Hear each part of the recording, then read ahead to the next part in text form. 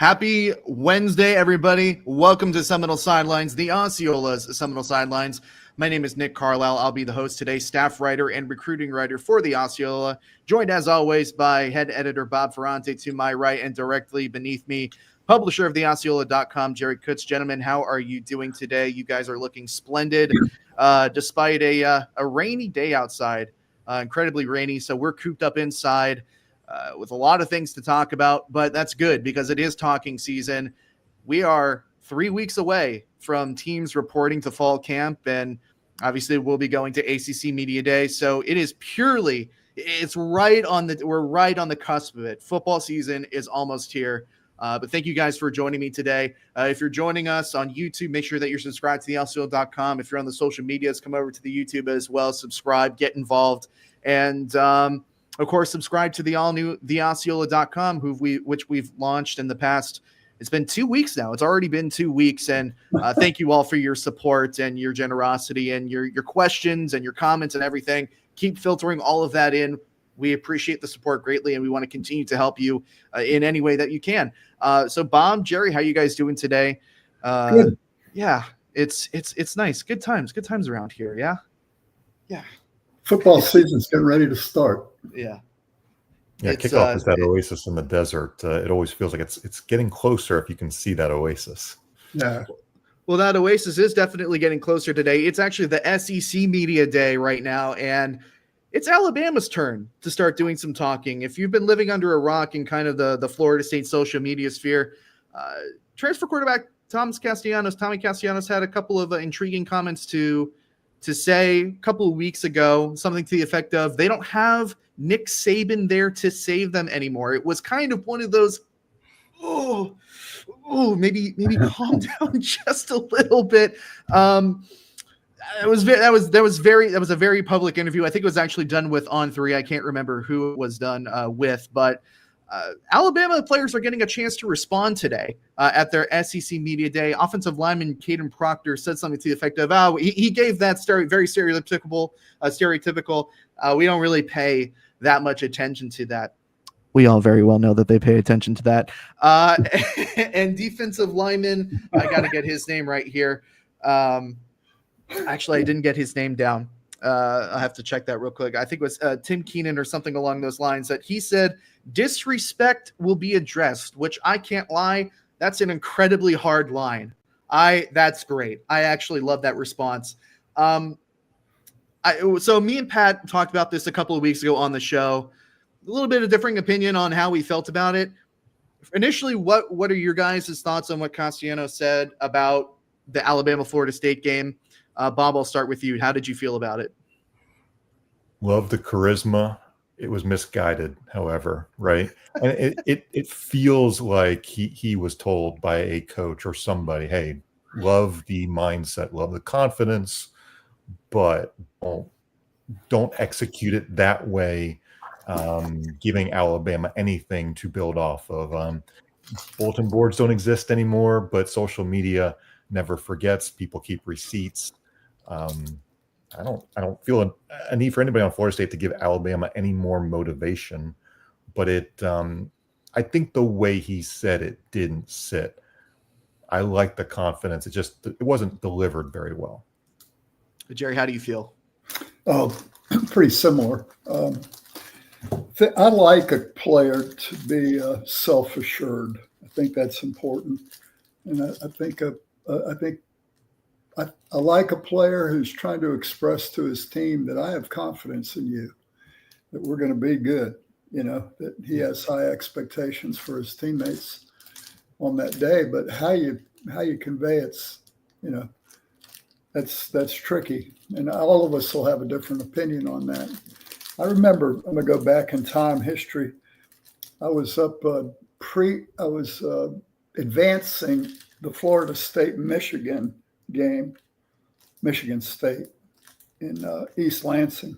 And I woke up that morning and Deion Sanders, it was like a Tuesday, and Deion Sanders had been quoted saying they had Andre Rison was their great wide receiver on Michigan State's team.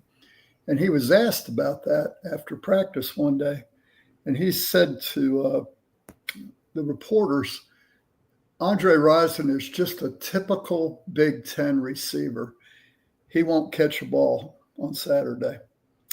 And so not only did he offend the Michigan State people, he offended everybody in the Midwest by saying he's just a typical. And so after the game was over, Rison had 0 catches. And I interviewed Dion after the game and asked him, why in the world do you say stuff like that? And he said, I do it for 2 reasons. One is, if you notice, he said, I always do it on Monday. Because if you're going to walk the walk, you got to talk. If you're going to talk the talk, you got to walk the walk. So it motivates me to work harder all week at practice by putting that out there. And then he said the second reason is there's only room in a person's head for one person. And if I can get them thinking about me, then they can't be thinking about their assignment. And so he said it motivates me, and I hope it, takes them out of their game. So it was purposeful when he did it, and it was self-assured. Now a lot of people who don't like Deion say it was arrogant, but when you have true self-confidence, to me that's self-assuredness, and I hope that's what Tommy has. He has to prove that to all of us. And that Alabama game will be a great start. No, and that's kind of the way that I took it initially as well. It's like, to me, I saw this purely as, okay, I'm putting my foot in the ground. I'm backing my guys. I'm backing my team.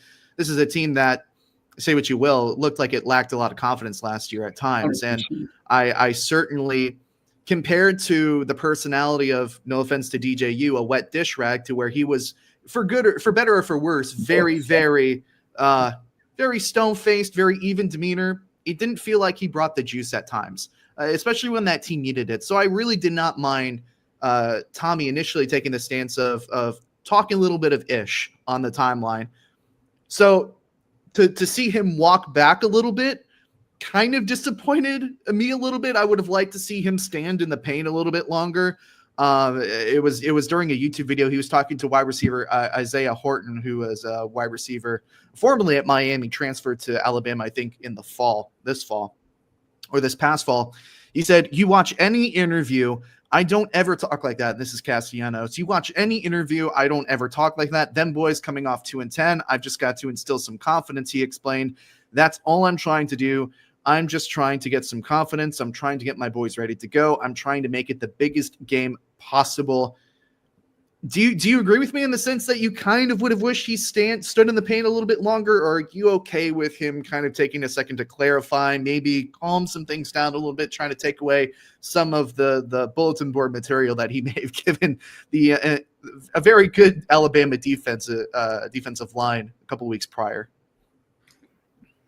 Bob, your thoughts? Yeah, I'll just say this. I think going back, it was either his first interview or in the spring, he kind of compared his personality to Jameis Winston in that he was going to bring a big personality. He was going to talk and have fun, but be businesslike on the field. And I think if you think about what Jameis was like on a practice field, not comparing them as quarterbacks or anything else, right? But just the personality, there's a lot of similarities there. I think Tommy has done what he kind of said very early on he was going to do. The walking it back aspect is I think he's heard from so many people inside the Moore Athletic Center. Now, what Mike Norvell says might be different from what, let's say, Corey Fuller or somebody else, or Odell, whoever played. Corey Fuller would get on him for sure. Well, not to say that Mike Norvell wouldn't, but there's levels to it. Tommy's got some extensive feedback, right? Yeah. Any number of people could have had a word with him.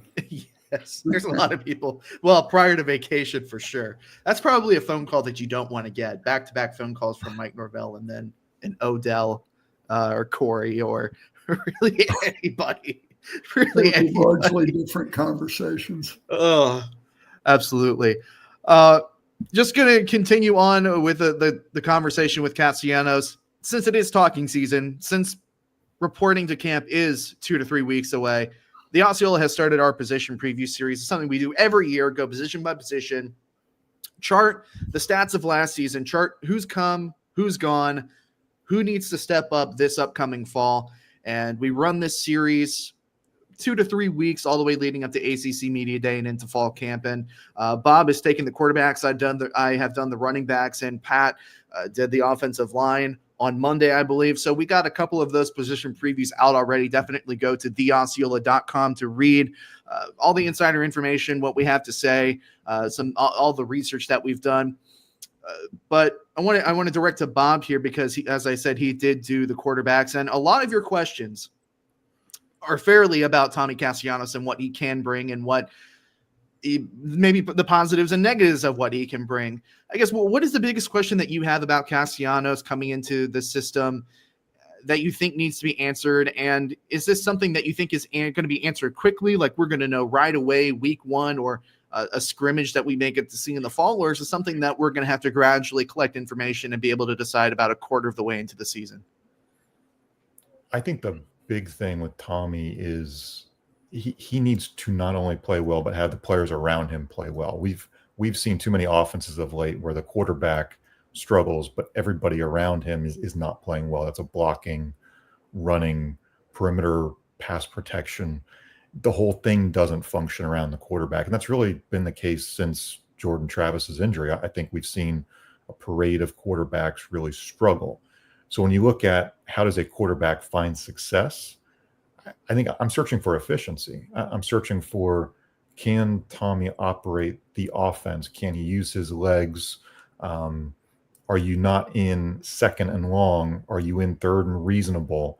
Are you efficient? Are you able to get into field goal range? Are you capable of getting some touchdowns in the red zone?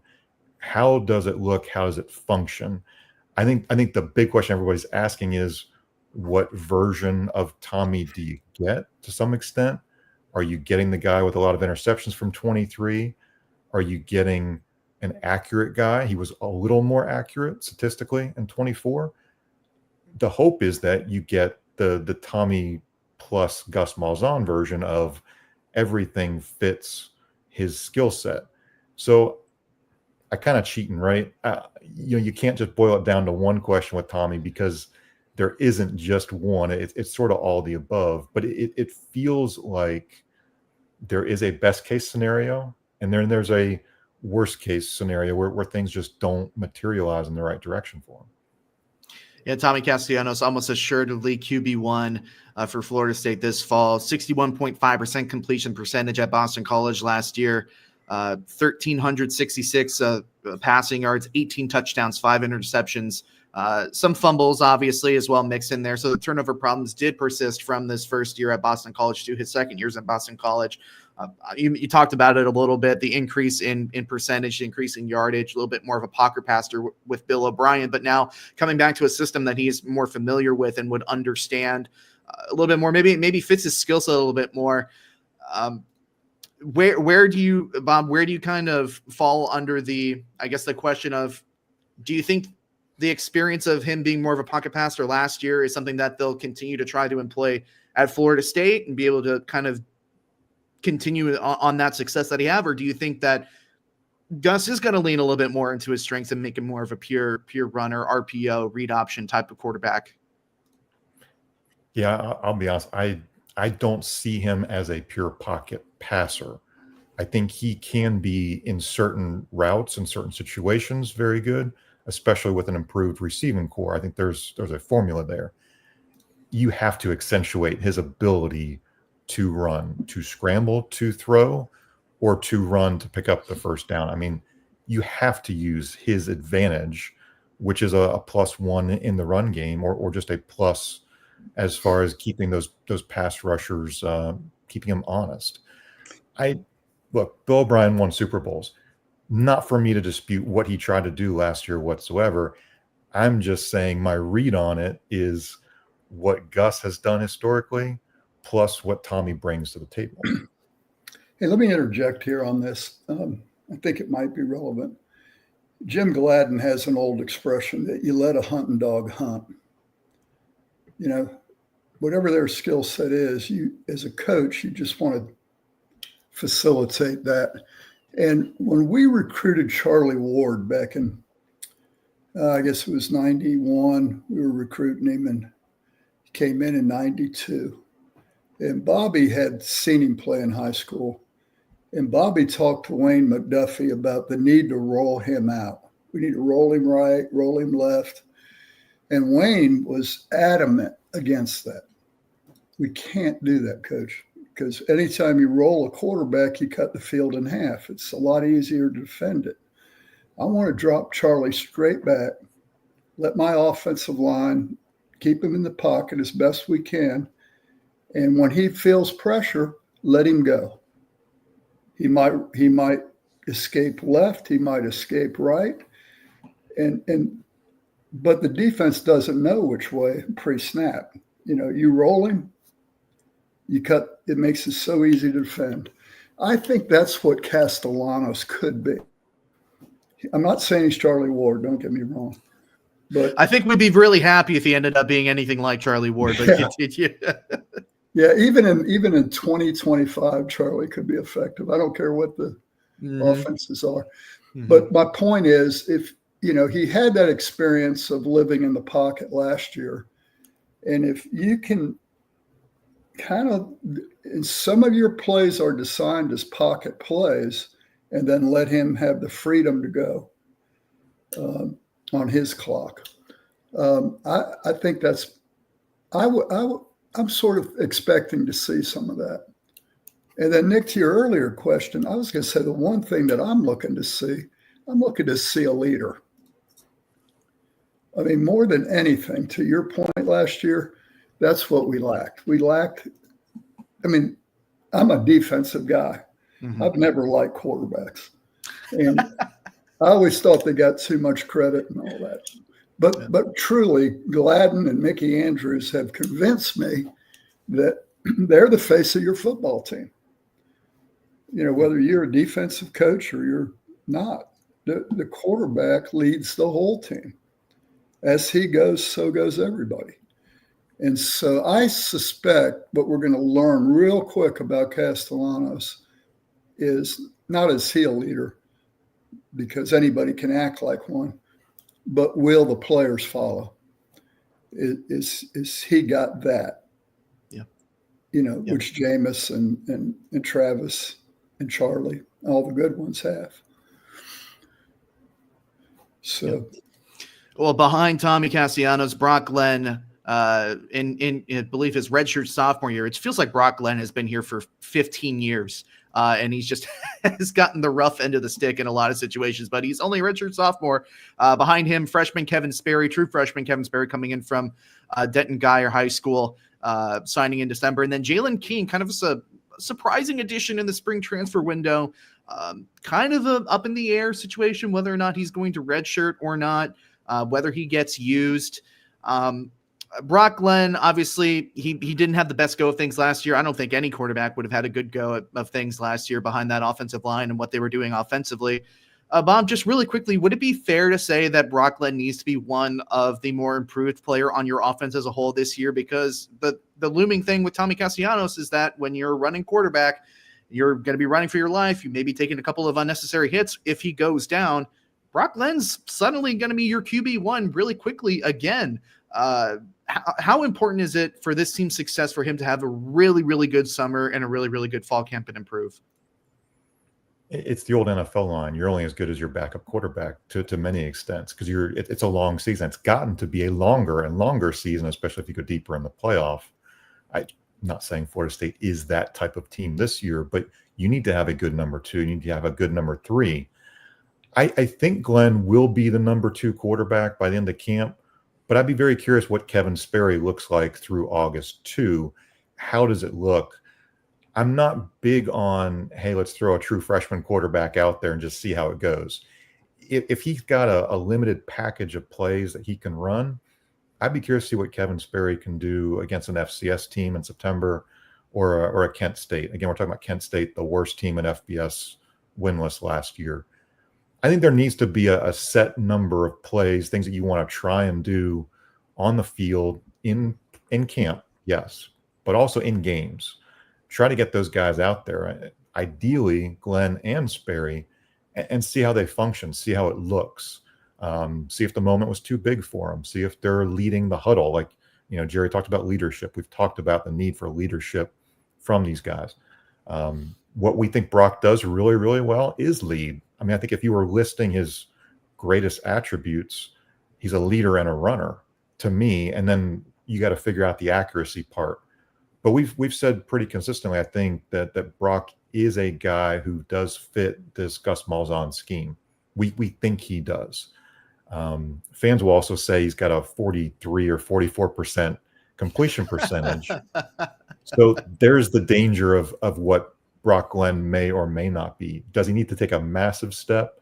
Yeah, I mean, you'd love to see him be completing 63% of his passes, but let's see what those next steps look like.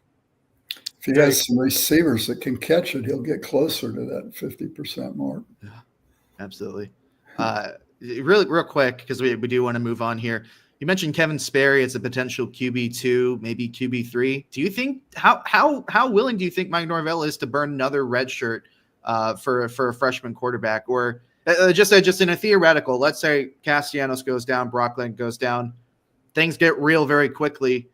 How quick would Mike and Gus be to burn that red shirt? Well, not obviously 1 or 2 games, it doesn't matter, but for the fun of it, is it Sperry? Is Sperry? We've heard a lot of great things about Sperry. Is he QB3, or do you think they'd be more inclined to throw Jalen King out there?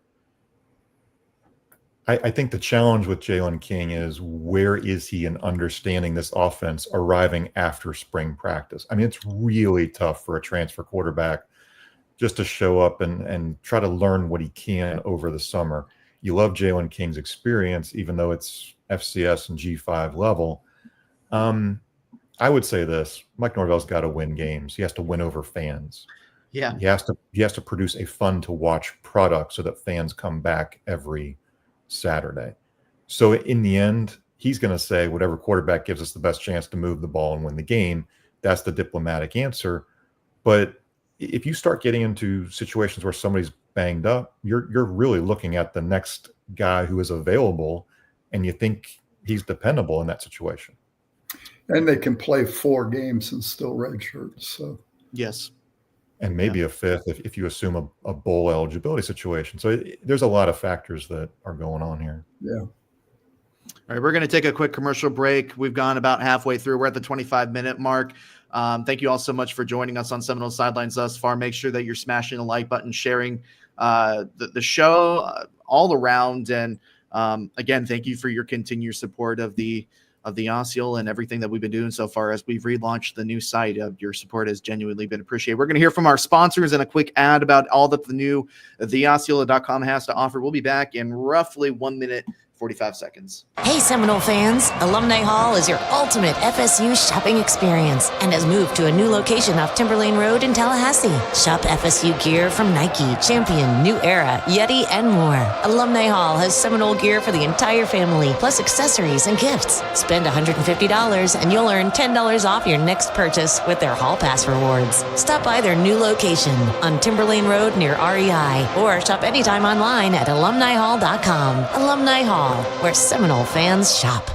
The Osceola has gone independent, and we want you to join us on the all-new theosceola.com. The Osceola is the place to be for coverage of your favorite FSU sports, as well as the business side of college athletics and your fan experience at Doak Campbell Stadium and around the country. Sign up for the Osceola's daily morning emails. News delivered straight to your inbox 7 days a week. Subscribe to the Osceola for free to get up-to-date news and analysis on everything Florida State. No fluff, no exaggeration, only exactly what you need to know. To get all of the insider knowledge and analysis, upgrade to a paid subscription with 3 different payment options. Take advantage of half-off pricing in July and earn a discount on all Alumni Hall merchandise with your subscription. Annual subscribers get 2 months free, and founder subscriptions earn 2 free memberships to give to friends and family. There's no better time than right now to join the Osceola. Go to www.theosceola.com now to join a leading source for FSU coverage, informing you for over 45 years. And I tell you what, Jerry, we do want to thank your wife Alex for doing the Alumni Hall voiceover promotions. But that last guy, Oh, he's man. got a great He's voice, gold. doesn't he? He's sick with it. He's sick with it. Roy Welcome back to Orbison. Welcome back to Seminole Sidelines, everybody. Hope you're having a great Wednesday afternoon. We're in the middle of our position previews. We've done a couple of them on the Osceola.com already, as fall camp is just a couple of weeks away. We just got done talking about the quarterbacks, everything that Tommy Castellanos has said over the past few weeks and what we're expecting of him and what he needs to accomplish once the ball is spotted on August 30th against Alabama. Moving on to the running backs.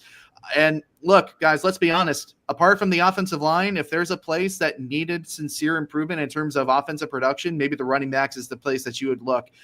Florida State at the number 129th out of 134 FBS teams. That's really bad, in case you were wondering. The 129th ranked rushing attack in multiple categories last year. So that's not only in yards per game, that's in terms of touchdowns. There was a couple of different statistics that I pulled from there. 129th ranked in FBS last season. Gus, however, had back-to-back seasons where he had the number 5 ranked rushing offense.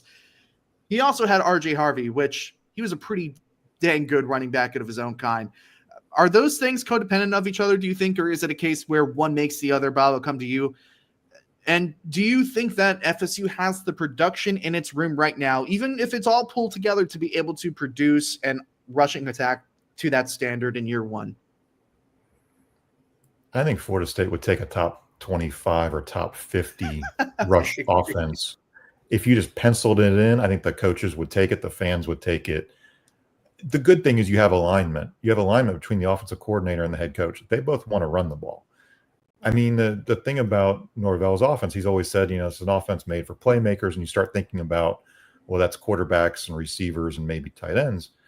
His Memphis DNA was he's going to run the ball. He really, really ran the ball at Memphis. Gus has been a guy who's, wired to run. Regardless of how you feel about some of his Auburn numbers later on, his UCF numbers have been really good. That's what they want to do. Now, who's going to be the leading rusher? Who's going to split carries? How it's going to look? How much to use Usman Chroma? I think we have questions about how it all pieces together. I do feel really good about the room, the personnel in the room, right, compared to last year, especially blending in a healthy Jalen Lucas, a guy who was a true missing piece based on what we saw in spring and camp last year. That was the guy who was like, that's a difference maker. And then you lose him in game 2 and you say, well, who's potentially a difference maker and didn't have one the rest of the way. So there's cautious optimism, I think, in my feel about the ability to run it in the fall. Well, you also lost Roy Dell early last year, and he looks the part. I mean, he looks like he can be a sudden big play guy, but he never got going last year because of the injury. So we never saw what his potential is, but we've heard good things about him. So that dampens your spirit when you lose your top 2 running backs. Yeah, repeatedly I've heard good things about Roy Dell. The staff really seems to like what they have of him from everything that we've been hearing. But I think that is an interesting caveat to point out, is that, yeah, you're going to have 2 guys that you would hope that had been more productive last year, and you're hoping you're going to continue to be productive this year in Roy Dell Williams and Jalen Lucas, but they're coming off some pretty severe lower body injuries. It's not like it was a hamstring pull or a nagging ankle or foot injury. No, these were very serious leg injuries that ended both of their seasons pretty early on. Are they going to be able to come back and have that same burst and be able to lead with that initial step? And if they can't, there's got to be some level of amount of success behind them. Obviously, you look at Cam Davis entering year 2 as a sophomore, a true sophomore. What's his role going to look like this year? A couple of other guys in the room. And just to run down the depth chart real quick, obviously we've already mentioned redshirt senior Roy Dell Williams. Jalen Lucas has 2 more years of eligibility remaining as a redshirt junior. Bringing in transfer Gavin Sawchuk from Oklahoma. We're going to talk a little bit about where he fits into things as well. redshirt senior Keziah Holmes, redshirt sophomore Samuel Singleton Jr., Cam Davis, and then true freshman Usman Kroma, I think, is the one that a lot of fans are going to fall in love with very, very quickly. So we've talked about the senior production that you hope that you're getting in Roydell Williams. Where do you think Gavin Sawchuk fits in all of this? Because traditionally, I guess you think of the last 2 years, running back is a position group that had a lot of success. You felt like they were very comfortable with what they have. They go and get Gavin Sawchuk in the spring transfer portal window. Is this a situation where your FSU is hoping that they've kind of been able to find a guy that can be a home run hitter for them immediately? Or is this really just, okay, let's pool all of the depth that we can get? What are your thoughts on that? Yeah, I think, the book on him at Oklahoma was he had the hamstring injury last year. He never really got going in the fall. But in 2023, he was a guy who, showed that speed, showed the physicality. We saw him in the bowl game down in Orlando, what he did against Florida State, December of 22. So there's a lot to like there. There's a lot to like there. Mike Norvell cited his pass protection, skills. And I think when somebody asked Gavin about that in the interview, can't recall if he smiled, but he talked at length about how much he enjoys pass protection. And I'm not sure how many running backs truly can say they enjoy it unless they're good at it or they want to maybe play at the next level. So I think, to your question, can he be the number one guy on the depth chart? Yes. If he's healthy, if he grasps enough of the offense, if things are trending in that right direction, that's the type of guy who's number one. The asterisk with Gavin is going to be when and if healthy. Yeah. Maybe Florida State fans hoping that they get a Trey Benson 2.0 in terms of a guy who, suffered an injury. Maybe the previous institution wasn't crazy about them coming off that injury. And I think part of it, maybe in a little bit of a different way from the way that Trey Benson was, Gavin Sawchuk got swallowed up on a depth chart where Oklahoma has a lot of running back talent, and especially the running back talent that they brought in during that transfer portal window. I believe they got Jaden Ott from California as well. So that kind of pushed him out, made him look for greener pastures. I think Florida State was probably more than happy to take him out of the transfer portal market, probably at a reduced price, you'd have to imagine, because he did enter late.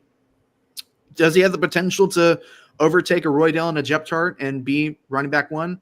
Obviously, that's something that we're going to have to find out. But in terms of the depth of the room overall, Jerry, I'll come to you. I think this is a very important year for Cam Davis. This last year probably wasn't the start to his career as a Seminole that he wanted. He looked a little bit slow at times. He's dropped a little bit more weight this year, trying to get a little bit more burst through the seams and through the different gaps and such.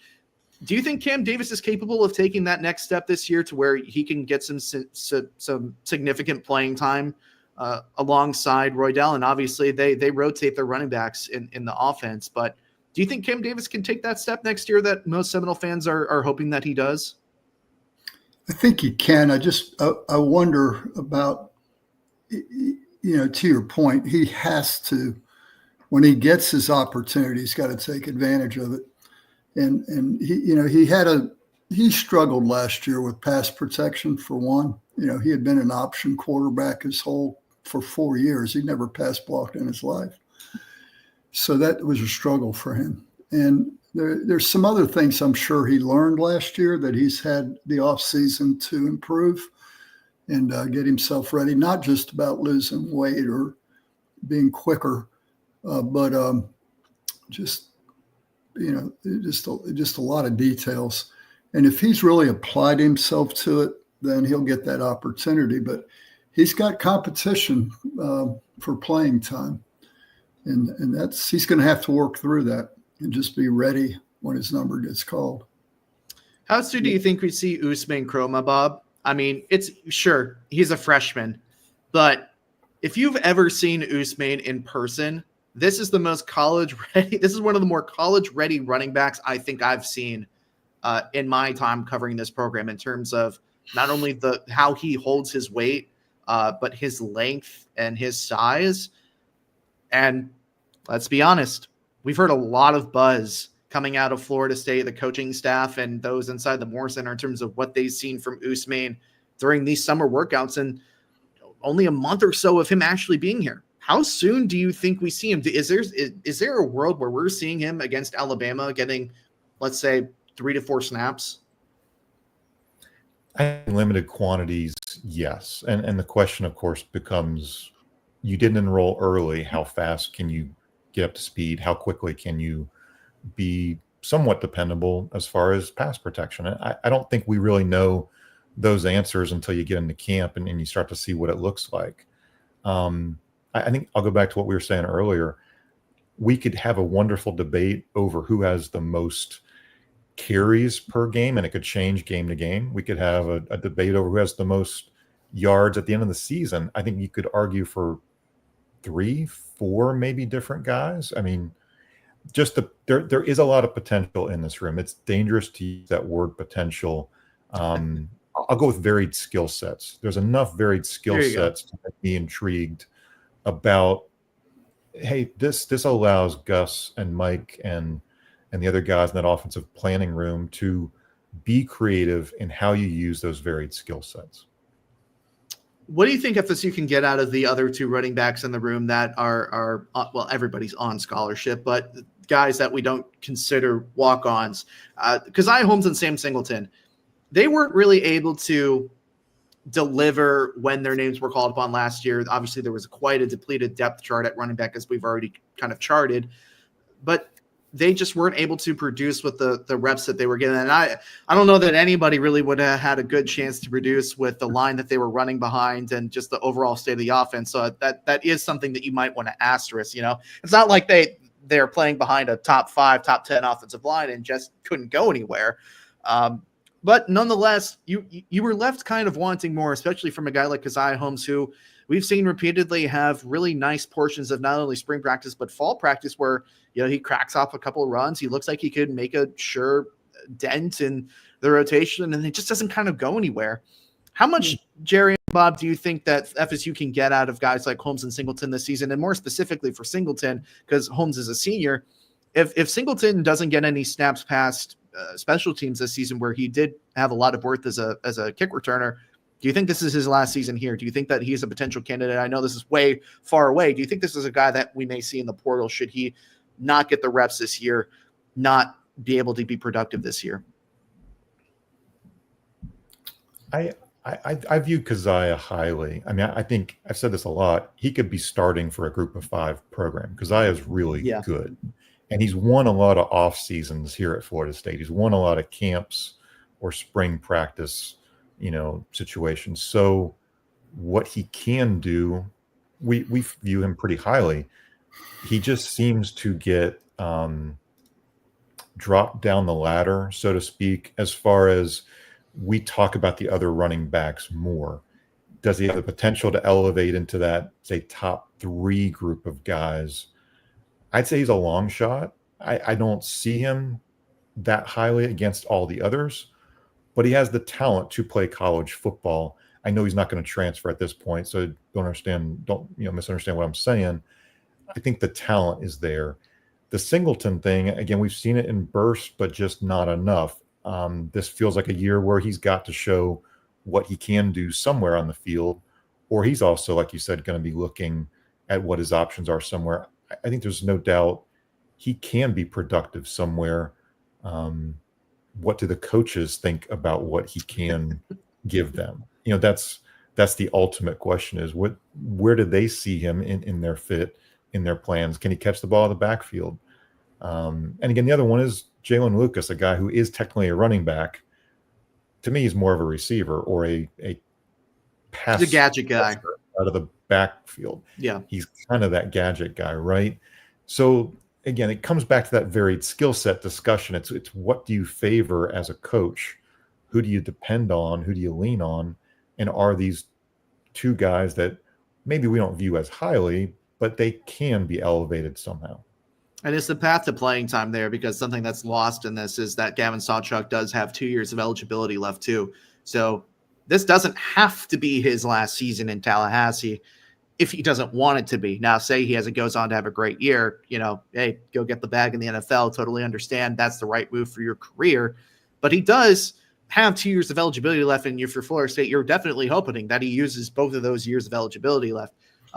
Jerry, your comments on Holmes and Singleton before we move on to the offensive line. Yeah, I agree with what Bob said, but I would add to that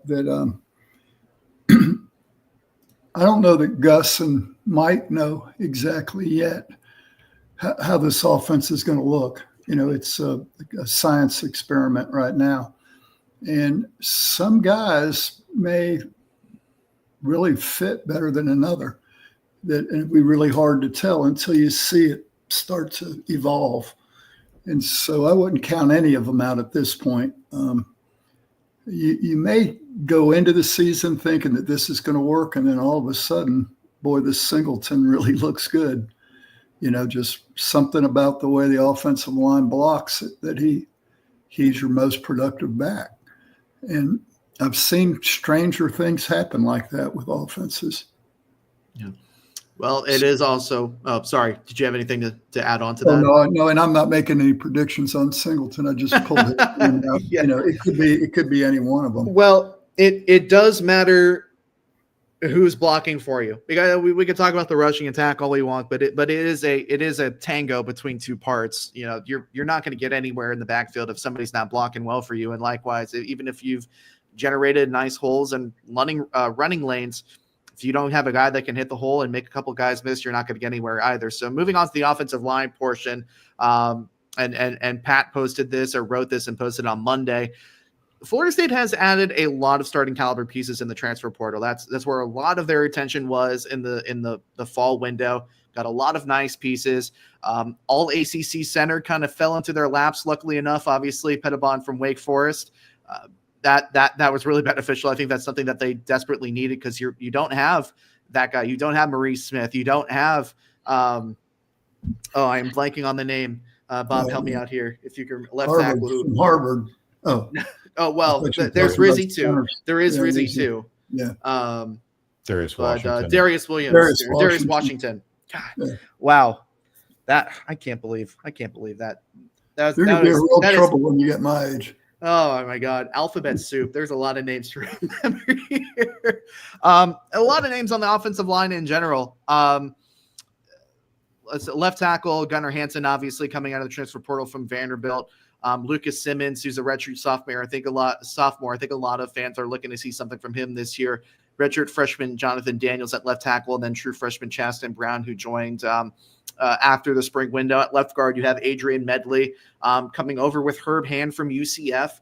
Redshirt freshman Jaden Todd, who is one of their 2023 signees, I believe. I think it was 2023. And then freshman Jalen Matthews, who came in the spring portal as well from Rutgers, who is essentially – you would consider him as a true freshman joining from the high school class. He spent maybe 3 or 4 weeks at Rutgers before transferring.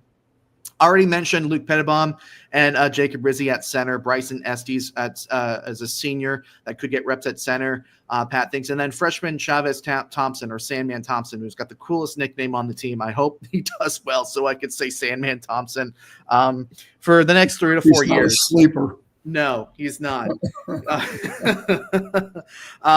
Right guard, you've got Richie Leonard returning for another season. Andre Otto, who kind of similar to Lucas Simmons. I think Florida State fans are looking to him in particular as somebody that can take those next steps and really make a factor into the two deep on the offensive line.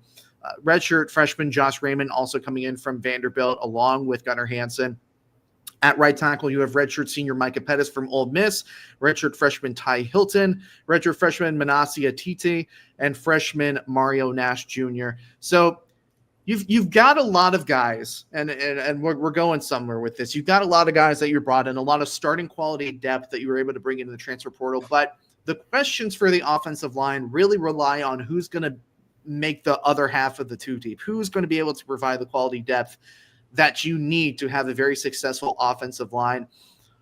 There are guys that definitely got their opportunities last year, but similar to a lot of the other positions all across the offense, things just didn't seem to go that well when they got in and they had their name called.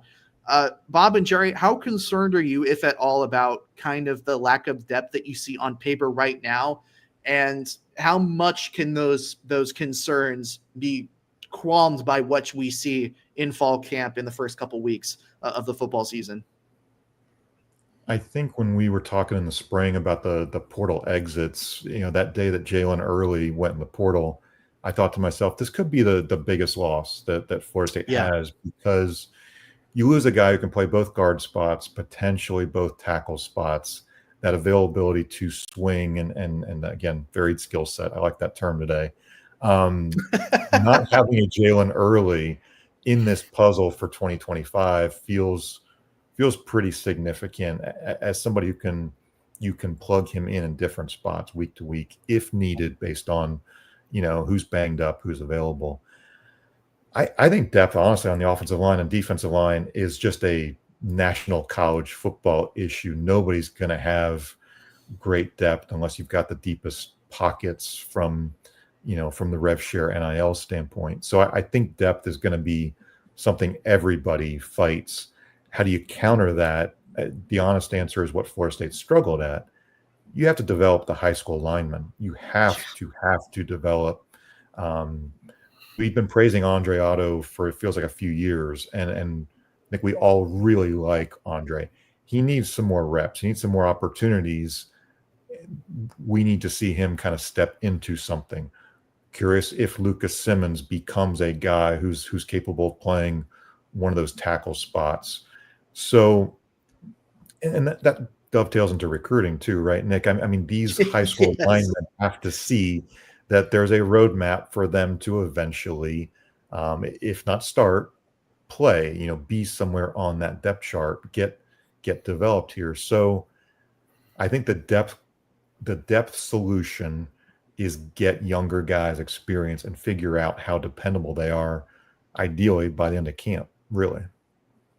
I know you're a defensive guy, Jerry, but who on the offensive line kind of not in that starting slot for all of those transfers that came in?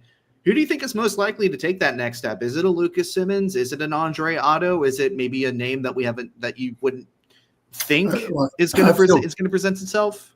Yeah, I feel good about Otto, just like Bob had mentioned. Otto just has got it all. He looks really good to me, and so I expect he to do it. Lucas Simmons, he has a terrific body in terms of, if you like really long tackles, he's got that. But it always seemed to me that he wasn't. It looked like he had to grow into his body and learn how to play the game, and it looked like it was going to take him a long time to do that, and it has. Now I remember Trey Thomas when he was here. Trey started off as a defensive end, and then they moved him to offensive tackle, and it wasn't until his senior year that the light went on. And he was a first-round draft pick.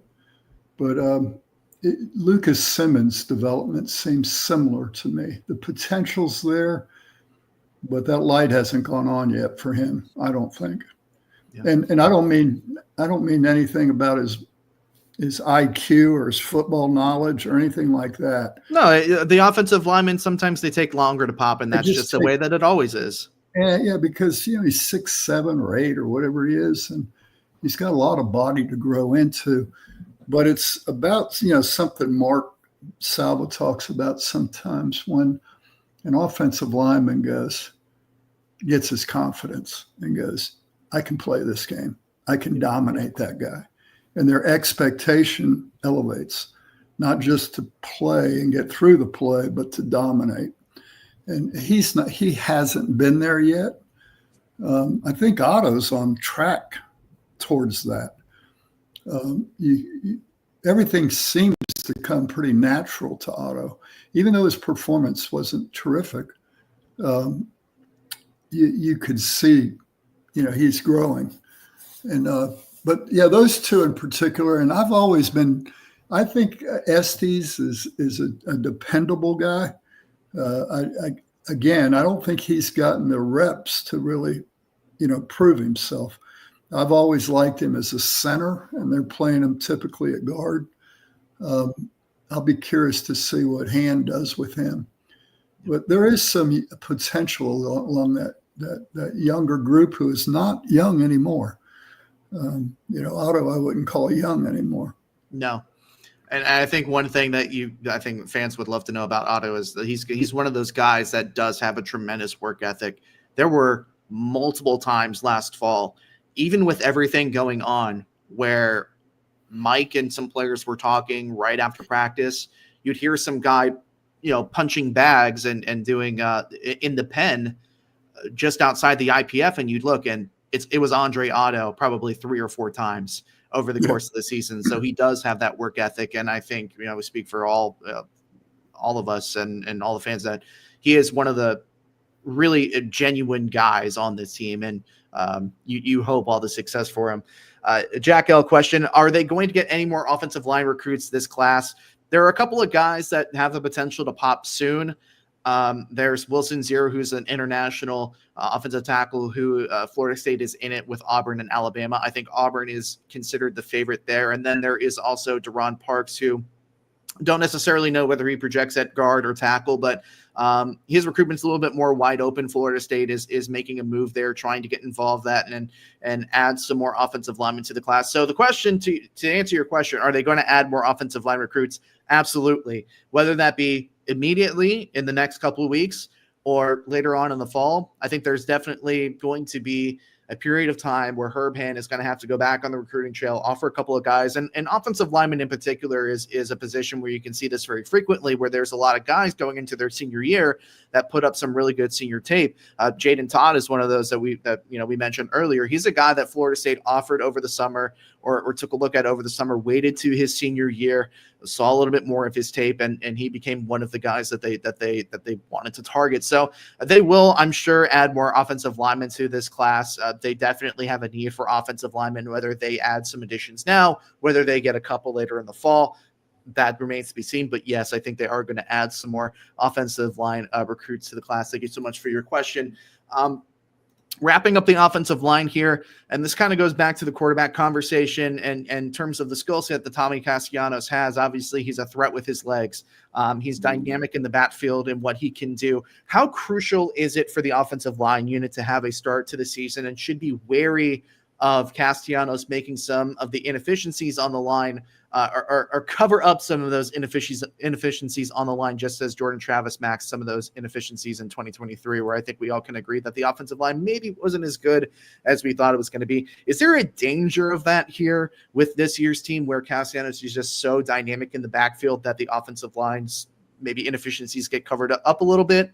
Or is there a chance for this offensive line to be genuinely good? Yeah, I think the danger of this Alabama game, opening up against an SEC team is maybe it is a measuring stick, but it's not the most accurate measuring stick as far as what you're going to show down the road against ACC teams, those 8 that you're going to face. So I think what you see against Alabama might be one thing. What you then see is another thing. To me, the Tommy discussion is that he's the +1 in the run game. And it makes your job, I think, as an offensive lineman, probably a lot more easier, just because you have that guy who is mobile. Maybe you have to hold those blocks a little bit longer. Maybe it philosophically would be an interesting discussion about what's it like. We can ask Richie Leonard at ACC Kickoff, what's it like to block for a guy who's more mobile? What's it like to block for a guy who's more of a pocket passer? But I think it could mask look at an offensive line that's going to be completely portal, potentially 5 portal guys to start the year. That's a tough assignment against Alabama, which is going to have a pretty stout defense, right? So you want a mobile quarterback, I think, to mask some of those issues. Just let's call them growing pains. Let's just call them, hey, first game with 5 guys lining up against each other. You have the advantage of it being at home. You can hear well, but the guys across from you are pretty darn tough. Anything, Jerry? Yeah, well, just playing on to what he said, that communication between 5 guys at practice is one thing. They'll spend a lot of time, already have, trying to get those 5 individuals who have had success elsewhere to try to have success together here. But when you get in the game, And, like, what was it? Who was it that said it? The boxer said it, you got a game plan until somebody punches you in the mouth. And that'll happen in that Alabama game. They're going to go against some real good football players, and they'll have some schemes that we won't be prepared for,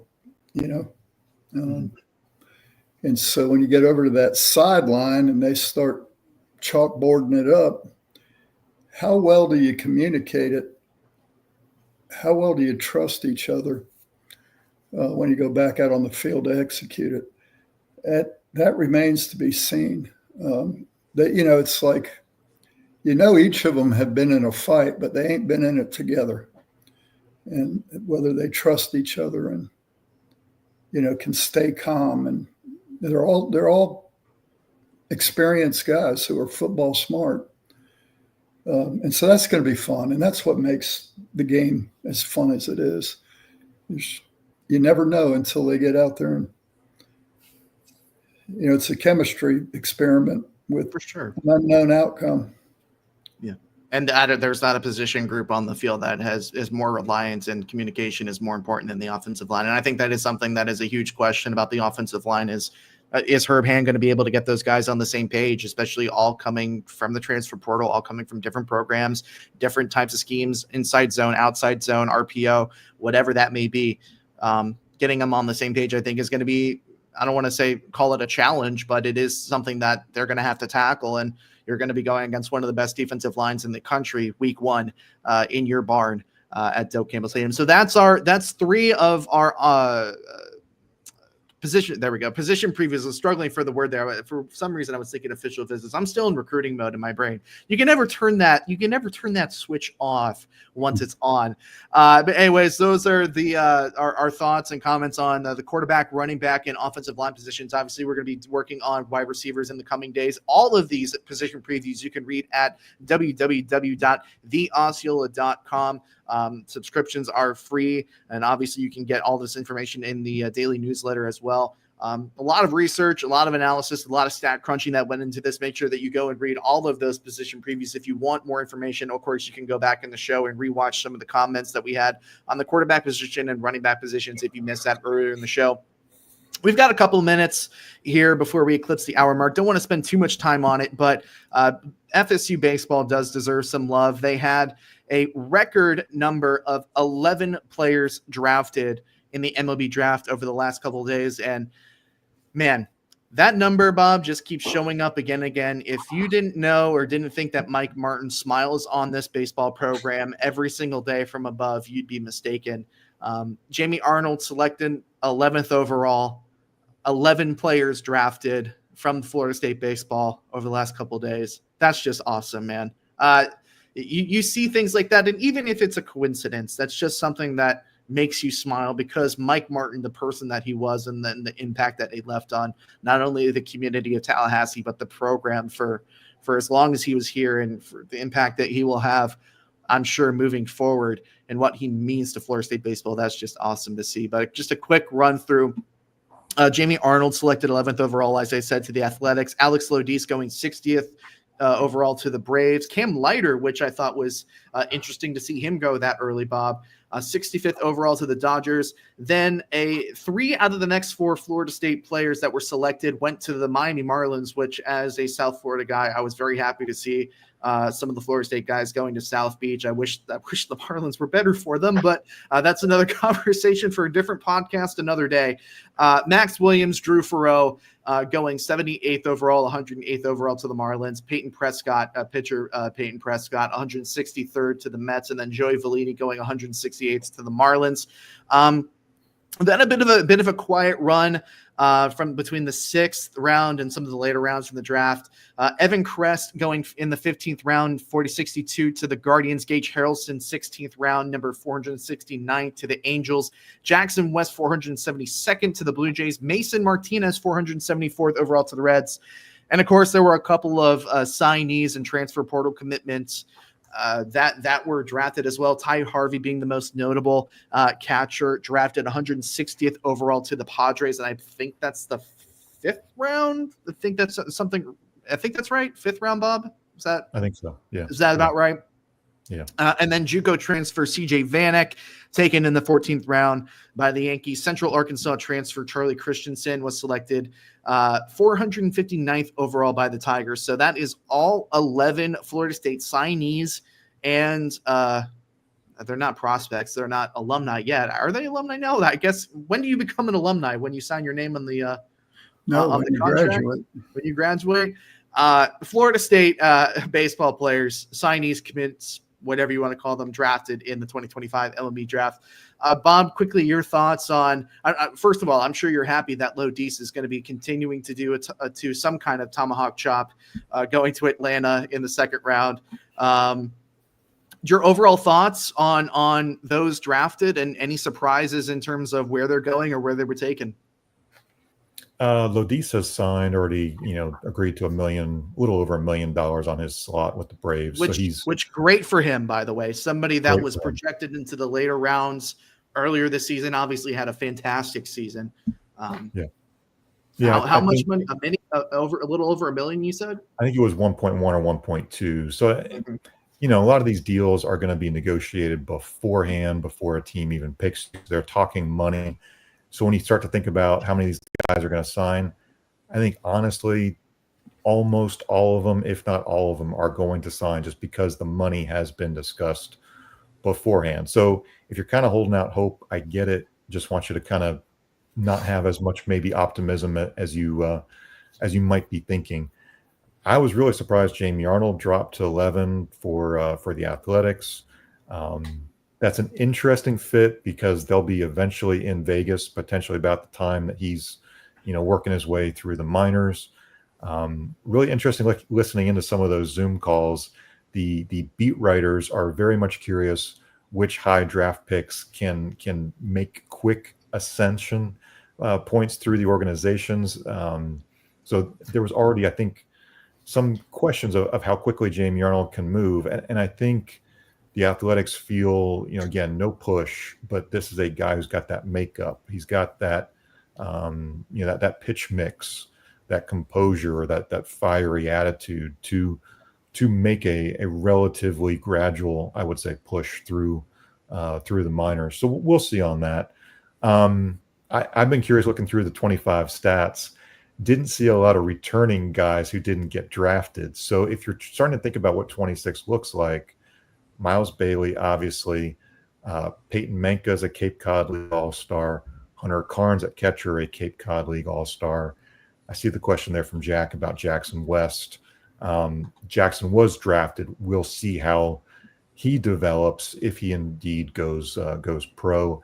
I think he's got one more year of eligibility, so he does have the potential to come back, and I think that would probably be his decision. I think the argument for Jackson is maybe a little bit different too. Like in a year where I think it was a back injury, but I'm not sure.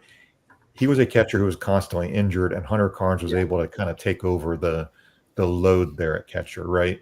So if you're Jackson, you want to find playing time wherever you're going to be. How much playing time is maybe available, whether it's here?